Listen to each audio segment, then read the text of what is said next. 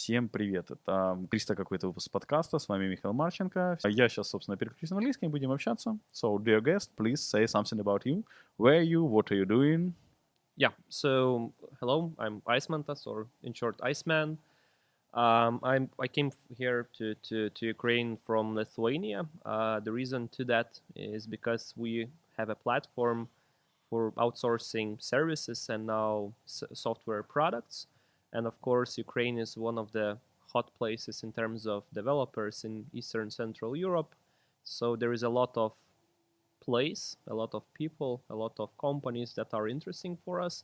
And of course, during the conversation today, I might talk a bit more on what we are actually doing, how we are doing that, and of course, how important it is for companies to absorb the knowledge on what's happening not only within Ukraine, not only within Eastern Europe, but what happened all across Europe and how they can get those lessons and actually use them in part of their own company's livelihood. Okay, then we will return to this your project a little bit later, but let's start. We have a regular first question. It's how you come to IT. When start your IT experience? Okay. Yeah, so it's 12 years or maybe 13 years ago now, when I was 15 years old. I had very simple idea of having very interesting work overall, like working on interesting projects, but not being tied to one place, so physically. I had a goal of living in around 10 places, 10 countries to decide where it is the best place to live for me. But to do so, I didn't want to be, always changing work and jobs that would restrict me somehow. So I decided to start as a freelancer because by its nature, uh, it's uh, it's livelihood which is a bit less tied to location. But long story short, I've transitioned into much more B2B setting and now working all almost exclusively with companies and from the supply or the development side, and of course with pretty much only companies from the client side. So, but like where you have find your first clients, like freelancer, it's some like Upwork, I don't remember, Updesk, OpenDesk, or how it's Yeah. Odesk. At those times, it was freelancer.com, Odesk, and others that were just appearing into the market because it was early 2007 and so on. So it was, early days of everything, basically. So at that point of time, I was in Lithuania, simply a student in school. I've started as design, basically designer for web design, for graphics, for logos, and all that basic stuff, which you can learn roughly put quicker or quickest compared to, for example, development and other things. So I've seen myself that okay, I want to do IT business because it can be scalable. It can be much more scalable than traditional, production businesses. So that's where I see myself. It also is good in terms of logic of not being tied to place. So it was clearly it will be IT. Where IT? I started in design because it was a bit easier than going straight for development, and I had pretty good eye for it. So I went into design, then transitioned to front end development, and eventually became project manager, then product manager, and the Okay. rest is history. But your initial idea it's travel between different countries. Yeah. Have you did it? Yes. And, So yeah. and in which countries then? Yeah. So the idea was simple. As a person, you shouldn't be tied to one place, and you have to select where it's the best for you. So for me, it was first of all, of course, the studies tied me to location, which was Lithuania in school. Then I went into university to Riga in Latvia, Stockholm School of Economics there. After that, I've decided that while studying there still, uh, I've heard a very nice story from my friend about Kazakhstan. Basically, Unexpected. so that he was living there for half a year, and it was basically the best half a year that he had so far. So he sold me that idea, and eventually I decided to take my exchange to in the Kazakhstan. And it was really, really, really interesting time, and really enough of time spending there. So it's great as an experience point, but definitely not something that I imagine myself living as a place, because it still has that feeling of the old days.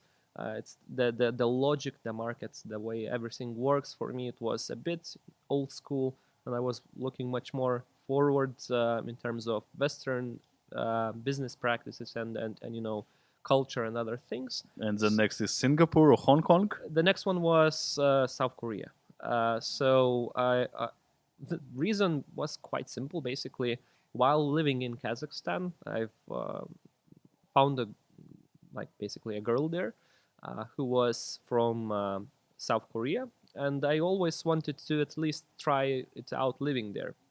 Of course, later on we separated, but that idea left in me, that I really want to try out South Korea as a market to work in the business side. And of course, I like the people that I've met in Kazakhstan from South Korea.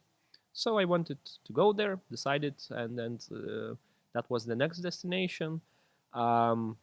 Basically, South Korea, I would say, when you're young, that's the place. So 20, 22, 23, up to maybe 25 years old, for me it was exactly that place and what I was looking. In a sense that I lived in student, basically what to call it, like in student area, and that student area had 1 million students. So it's a bit more than we expect usually in the cities, especially in Lithuania. So every day after work, 11 o'clock, once I finished, there was always parties, always international people, locals. Anytime you go out, you can easily find friends. Everyone is extremely warm, and it really was a place to be at that age. And definitely, I guess it's more for talent, really. Sorry? I guess that it's more related to Thailand or Thai. Like a warm place where everybody open to you. Oh yeah, it's Thailand. I was in Thailand, but just for holidays, couple weeks. Definitely very different, I would say, from South Korea, and I would say South Korea to live longer would be a better place. It has less chill, in the mindset, but the people there, all the atmosphere, and especially food, it's very good combination. I wouldn't like to live there now. Once going towards family, or when building the family and so on, because it still is extremely big city. It was Seoul, like 25 million people in one place, which is more than most of the countries in Europe. So it still has this crowded feeling, and at some point of time, I made, like, in the end, the decision that, okay, it's not for me. Like, the biggest place, I will tell in the end, so, all the findings from everything, but it was one of the findings that it was a bit too big for my taste. So next one, after coming back to Lithuania, once our... And you all times just work freelancer, so you... No. No. As I've mentioned, there was a transition time. I was a freelancer before 20 years old, around 20 years old. Together with two other people, we started our company. And from there, the idea was quite similar. Clients with tough technological problems globally, and developers from Europe. So it was, a bit tied to location. For me, doing sales was, indifferent where I can be, because I can be, in Korea and in San Francisco and elsewhere and do sales. So for me, it was compatible. For our network, for our people, for our companies, it was still quite a good idea, in a sense that you are still a bit restricted where you are, but you can actually work with very global and very tough problems of people and companies. So at 20 years old, we've started the company that ended my own freelance days. our company was in the beginning. And you have started it with partners? Yeah. And which partners, how it's happened? So basically, the way we started that was first solving the or giving the mission that I've had personally. So, be anywhere and work on serious and interesting projects. Aciety, the company that we started, was in the beginning freelancers platform. Now it's purely B2B and companies to companies and so on. But in the beginning, it was destined for similar mindset having people, for them to be very toughly screened and then accepted to our platform, and then being able to select and work on very serious projects. So that was the idea that I basically pushed or presented to my colleagues, two of them in Lithuania. They had very similar pains in the market previously, because working with average freelancer might be a bit troublesome in a sense, especially in more serious projects, because these are usually the free people, and free comes with a asterisk in a sense that they're free to go away from your project any time, and usually that's a bit earlier before it's actually finished. And that was one of the reasons why we've actually changed our scope in later days. But in the beginning, it was exactly the way what we wanted to do. It's basically the things that we wanted to build for ourselves. We built a platform that would solve the same problem and give the same opportunities for everyone else in the market. Super. And it's really very good position, but I think that currently in your companies, a lot of guys still work like remotely or not? Or it's mostly in office? So yeah, there are two markets, I would say, and that's even within our platform. What we put is Aciety. Sorry, initially you make like company like just some like bureau office outsource company, and when it's transformed to like for us, we have created a platform initially and it's still a platform.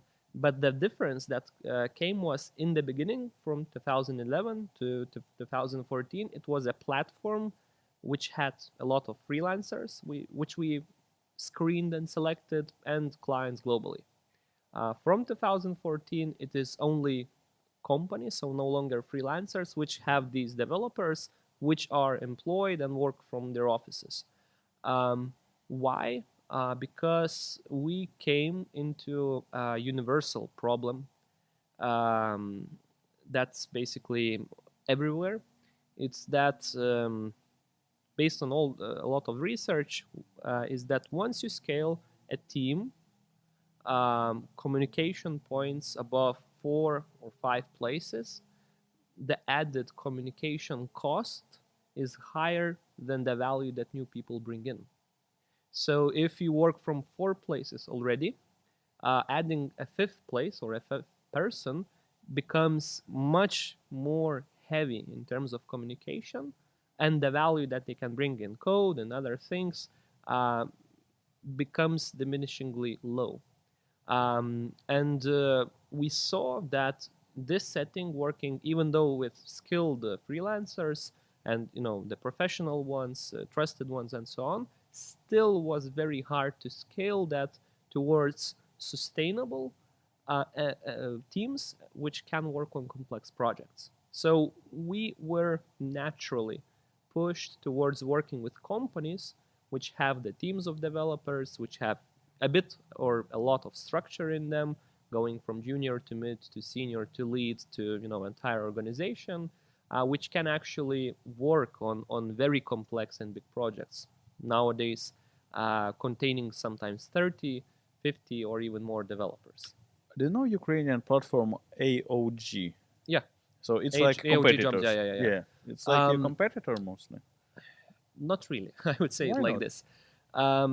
The reason why companies like us and the reason why clients like us, there are many, but one of them is, first, we talk with clients. So even like they don't enter platform, they don't pick projects and select developers themselves, we first talk to them and say that, okay, in many cases, something that you are asking for, something that you formed yourself as a task or a question or a problem, is not something that you actually need, because other companies have already solved it, and solved it in probably better way than you can imagine yourself. Because usually you can form a problem, but you lack expertise to envision the ways how it can be solved the best way. So first, that's the initial pre-screening step of the clients themselves, that we consult them and steer them towards actually appropriate options how to solve the problem. And then we use the matchmaking platform to select a couple companies, 3, which actually are the best for that type of solution. So it was very acceptable and interesting for clients, because they actually start with an appropriate way how to solve their problem. And once they are on a good path already, we are the ones who help them out with couple options. And of course, they are the ones who make the final decision.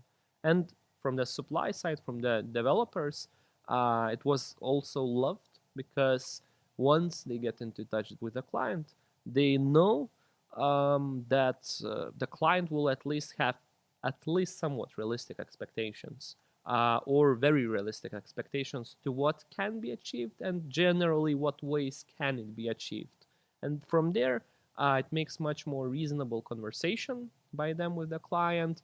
They can put much more energy to talking with that client. Once they do, they provide much more well thought proposals to the solution to their problem, and that becomes much more professional service overall. So that pre-screening process and then matching process gives us very high quality clientele overall.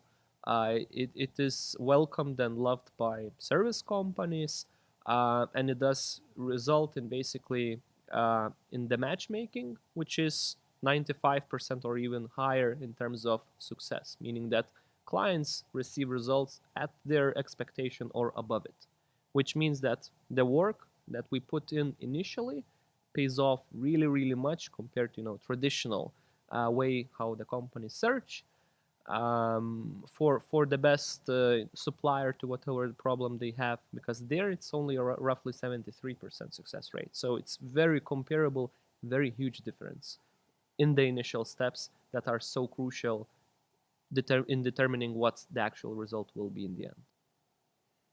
Okay. And where is your money? So in before the money part, that was the initial thing that we were doing. Now, when we are talking with clients, and since 2018, we've also added software product companies, where we can tell that, okay,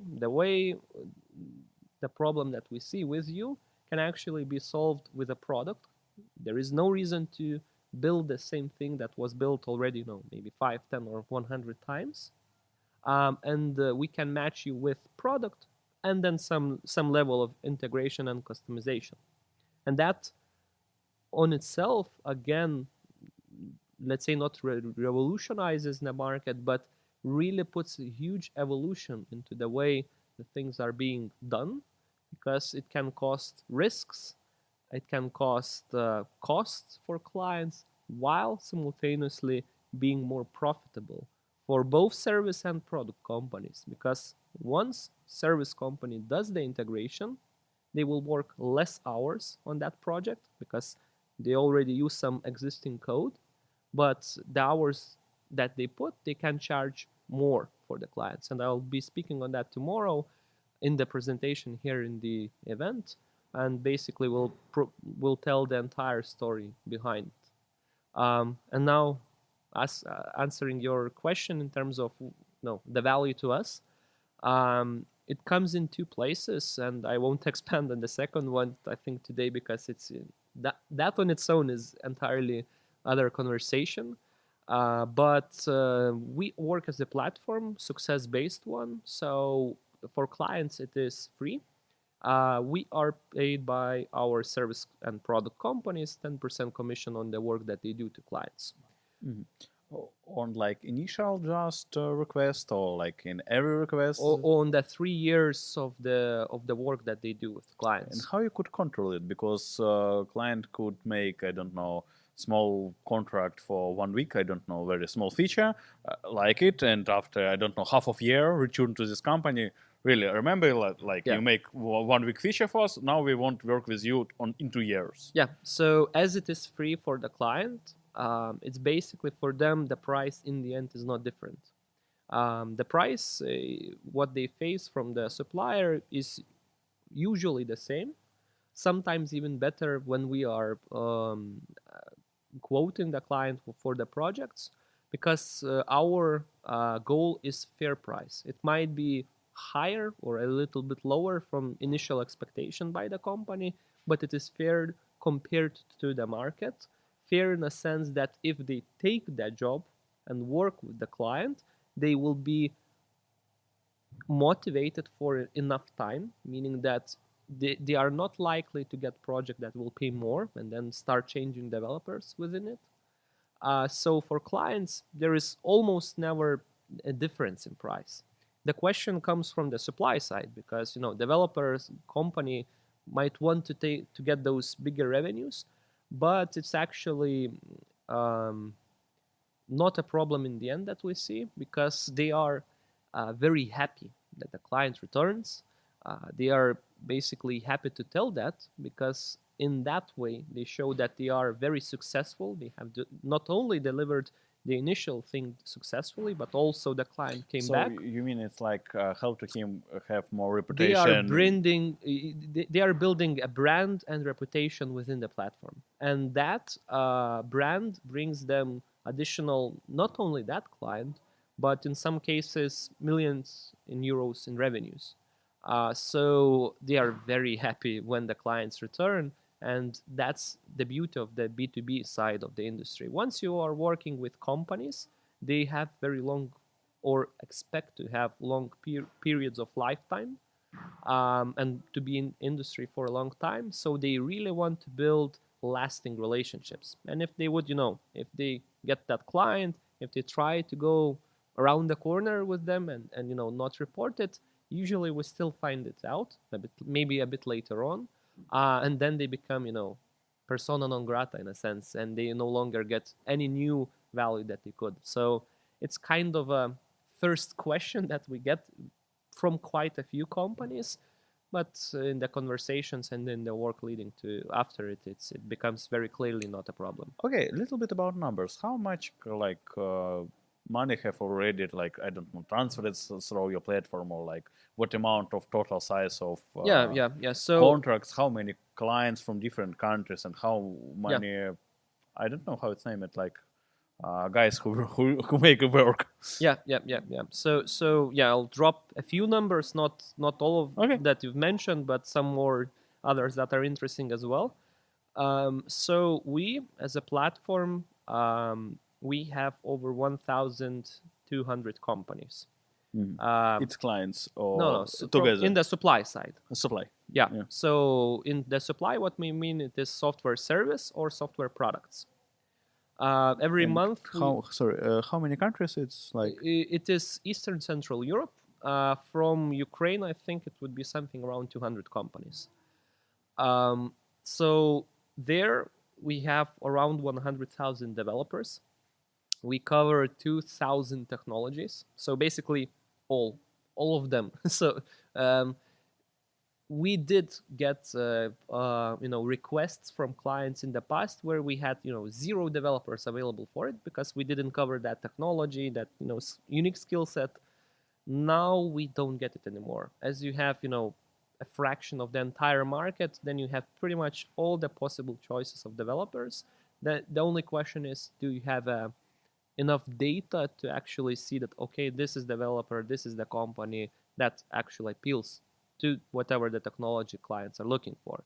Then going into numbers from the client side, average one currently is around 50,000 euros. So it's not too big, but definitely not too small. So we are definitely not in a freelance market where it's, couple thousand, couple hundred, and so on, which was exactly the goal for us not to be in. We always wanted to work on very serious and long-term and big projects. The biggest ones so far that we've had completed or close to completing is a bit over 1 million euros. So it was development teams of 5 to 10 people for a year or 2 or 3. The biggest ones that we have in the pipeline at the moment are a couple million euros each per year. So the size of them is exactly where we want it to be. In terms of the number of projects, we are not, giving all like that data fully, but we expect to bring at least couple dozen million euros of projects to our suppliers this year. So your platform is understood mostly specified. Like, I mean, what you do really? It's more related to marketing to invite like new clients, and some also marketing to invite some suppliers. It's like most focus of you. Or you make also some features that's a great question in the sense that how we differ from traditional platform. In traditional platform, that's exactly the right question. Okay, what's your marketing for clients? What's your marketing for suppliers? In our case, we have developed. I mean, what add value you do it here? Because like platform, it's site with DB. Really, you could make it and forget about it, and it work after some like. Yeah, once you have critical mass, yes, it will work a long time. It could dare to. Probably not that, but it will happen. So what you add value to all these clients and customers to continue work, use you, and involve their friends? Yeah. So now, basically, especially once we added products into the equation and can cut the costs of development very significantly. On average, it's by 40%. Clients, once they start working with us, they continue. Why? Because forming that task, forming that problem, and putting that into right pipeline of how to solve it is a huge monumental value point in itself. So you work a little bit more like business analytic who help to that's the first part, yeah. Okay. That's how we capture them.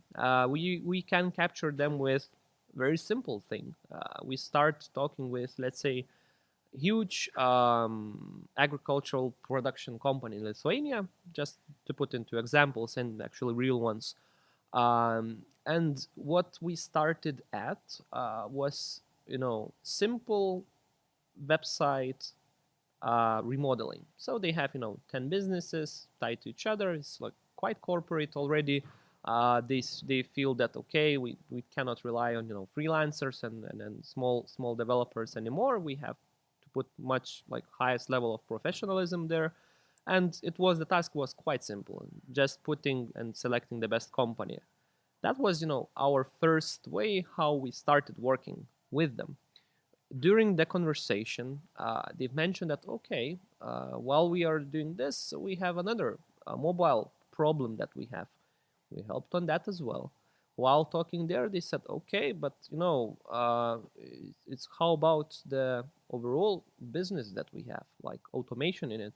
And now we're in process of automating their business from the ERP side, from the entire resource planning, production automation and other things, and no or almost no single company could do it, because single company can be very good in developing websites. Single company can be very good in building good ERPs. Single company can be very good in AI or automation. No, none of them are good in all of these things, and we are their contact. We are their go-to guys whenever a new technology issue happens. So they don't have to rely on trying and searching themselves. They don't have to rely on trying to form the task itself. Now they know that, okay, if we have a problem, then there is a place where we go and we get a very good answer for it. So that's what we bring to clients, and that expands a lot over lifetime, over years and years and years. Even without talking about products and their use and their combination with services. Because when doing products, companies internally, they usually have some developers. They develop some things. But what we stress for them, okay, with your development team, do things that are completely unique to your business. Everything else you can buy. So accounting, you can buy modules and products for it. CRM, you can buy modules and products for it. ERP, logistics, everything else, there is already a product that solves that problem. So what your developers internally do should be only integration between these things and only maybe some small fraction of truly unique things. So for clients, I would say it's perpetual value that we can bring all throughout their business, lifetime, growth, adoption to new environments. And as people often say, like once you start investing in IT, it never ends. What we bring here is simply more thoughtful, valuable, profitable, cost-saving, and secure decisions that they can make. So that's clients and suppliers. There are many things, few of which are, for example, lead exchange, where it means that not only do we bring clients to them, but if they have someone which they cannot service, they can actually exchange those clients to ones which are within their scope, which are within their specialty, and where they are actually the strongest. So if the client, if the company, if the service company has marketing budget, they are going to events and everywhere else. If they get a lead, a request from client which isn't for them, naturally, normally, or historically, they would simply drop it or maybe give it to friends if they have, company that might be good for it. Now they can actually say, okay, sorry, we cannot do this to you, but we are part of Aciety and one of our partners can do it. And then they will have some percent of it? No, they can choose it. They can choose percent, but almost always companies choose a client back. And that's lead exchange. What it means you give a client and we have a contractual obligation to bring a client back to you. As a client. Yeah. A client which actually fits what you are doing. Okay, super. And then I want to return to like your start, because it's one of my more like dream. I not so much. I haven't freelancer real experience, but I have work and travel. And I don't mean program in USA. I mean like as IT developer, I sometimes work remotely and travel. So after South Korea, you have started this project with your friends, and what next? You stop with your idea of travel 10 countries? No. Like I've started while being in Riga.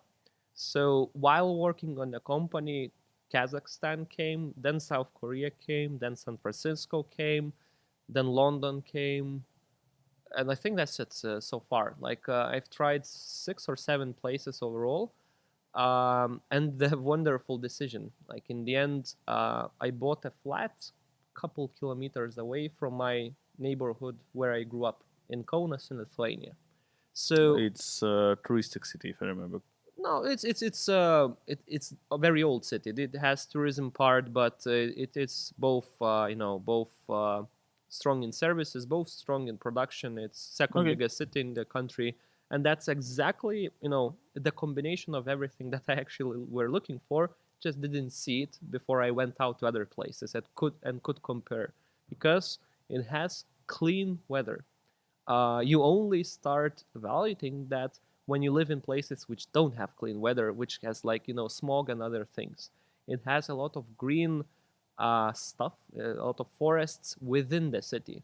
And living in San Francisco, in Seoul, especially in London, that was absolutely horrible. It doesn't have traffic. And like all these big cities, whenever you want to go anywhere, it takes an hour. Here it's like 10 minutes, 15 minutes, and you're there. It does have roughly like 500,000 now. It's like 400,000 people, which is enough. Once going more, it just 400,000? yeah, it's decent sized city. It's like Helsinki. Yeah, it's decent sized city. It's not officially. I think it's like 280,000, but there is a lot of suburbs and like roughly put something like that number. No, like Helsinki is 3 cities really. Yeah. So in the end, after traveling like 6 other countries, I saw that I already live in one of the best places, and only one place so far that could actually challenge that was in Austria. Basically, Vienna? No.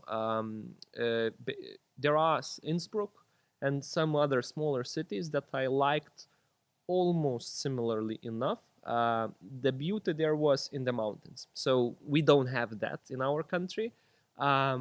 They do, and the atmosphere, everything else. For me, it was the first place where I actually could see, buying maybe the second place. Definitely, there will be every year at least a couple months in my city. The rest might be there, maybe even one more place going, in the next decade and so. But yeah. So, what are your next plans? So, there is so much. Now, going, from the life side, I'm already settled. So I found a place at least for, maybe 5 or next 10 years where I will live. So that is, solved. Going from the business side, we've worked a lot with service companies for like more than 5 years now. We found what works, and we've added a new thing, which is products last year, and what I've mentioned, it was phenomenal in terms of success. Now that we can talk to almost any big company, any big client, and we can find something that they couldn't themselves. And we didn't talk about that at all here, but we've also developed a new innovation from fintech side, which enables us to give on products on average 40% discount to clients. So you're buying software, even Office like Microsoft Office and other things. When buying the software, you can get 40% or even 50% discounts, while producers of the software will get 100% of the payment. And there is a lot of magic in that. And probably, if we meet, let's say, next year in this same event or other place, I can tell how much we have moved there. We already have 60 products in the program, and a lot of success cases that we've built. And that is entirely another topic for conversation. It was a huge 1-year research behind it till we actually launched a product which enables giving these discounts to clients while the producers actually don't give them. The discounts come from the ecosystem itself. And now we are greatly expanding on that side. So next things for us in the software business, in the IT business, will be huge fintech innovation side of it, which brings entirely new opportunities for everyone involved. So that's, if we, let's say, talk again in 1 year, that probably will be 18% of the conversation that we can have around it. Okay, so could you recommend 2 books for our listeners? Any books? Oh, yeah, that's it's always good to recommend something that you haven't read yet, right? So I will go by the examples of my colleagues who have read it, and unfortunately I don't have that one of them in my phone. I have it in my PC written down. One of them is like Elon Musk's story. So it's good. You have to take it with a lot of grain of salt, but it does give proper motivation to people. My own suggestion, based on what I've heard about the book, I haven't read it, and that's probably good or bad thing. But simply you don't read it. Yeah. And second? And the second one, I can actually open my laptop because it's written down there, and now for maybe like 3 years. Well, no, sorry, for 3 months already. Yeah. So basically, I will tell three actually in the end. So the second one is Capital in the 21st Century. Why? It's because it really tells very, very good story about the way the finance currently works in the world and very, very big problems that it does bring economically, financially, and especially politically. So all the funny and not so funny stories that we currently have globally, this book very nicely illustrates why. So that's second one, and the third one is Small Prince. I'm not sure. It's good. So it's one of the books that I actually have and read maybe even twice.